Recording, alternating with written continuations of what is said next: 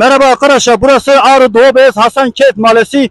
Gördüğünüz gibi Hasankeyf Mahallesi'nde şu anda büyük bir çalışma var ve şu anda asfalt çalışmaları yapılıyor. Şöyle gördüğünüz gibi burası Defne Sokak, 183 Sokak, Demirci Sokak, Abdülgozal Sokak, Demirci Sokak, Ardin Sokak. Bunlar komple hepsi yapılıyor.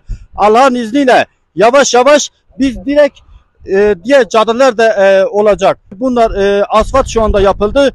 Allah'ın izniyle yavaş yavaş sıra diğer caddelere gelecek. Şöyle görüyorsunuz şu anda belediye başkanımız Kenan Alkan da burada.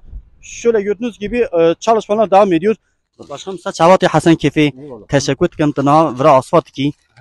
نعم أسخوا صوت ناكم شهرداری سنه شهرداری خود که امجی جبوی هاتنه پیروز بدیسا ام زانن که ماسیا مزافه ان که ماسی یام خوشینینه حتی نگاه هر کس کاری کی بکره وان تاقانا وان کولانا هر کس تشتکی بکره مجی نگاه توپ تکر بلا بلا بیازانی ملت حقی رک نجیده که انا ایدهجه جادام چه ماسابو انا ایدهجه سوقام پیشیا مالامه امجی اوا 13 14 مهم هاتنه حتی دستمت وجدانی اخلاقی میروواتی انسانی امجی کار که بدومینن ویگا و اوه دیسا پیروز بهم ایرو لبرن دیسی روژه می واندر نبشخلن باشه می در بازی تاقا دنیبن یعنی محله وطن محلسی بارشه اولیوله زنگزور yani her mahalle mi Ahmedi Khanici em bandar naşi karıxa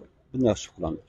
Ona ancak ben izin disinem izin ona dedim jiboger ki deri xalas biye doğal gazı işte iyi elektriki bineci ona kişani xalas bu emura despet kir lebeşinde sedi hafta sedi haşti yeni mahalle zaten yalidini bintara şeydik nana bintara şeydik ve medes bekir asfaltta beri zaten perişan biye نیرو ورجی دست بکریه یه سی دست به خبر شیوان درنش شده. مگه دست بکری داشت خبر دا حتی نگاه اگه جبو رکلام هاتنه چی کرنه. نواشر لیدن هری هر درنده وان در نهاتیه چی کرنه دکوی بن شهره کی محله کی تاغه کی کلانه کی وان در نجی کتشته کنه. کی ماسیه بازی ده پرپره. اما سونجی خواریه. هم وان ایشان هم حرامی جناخنی.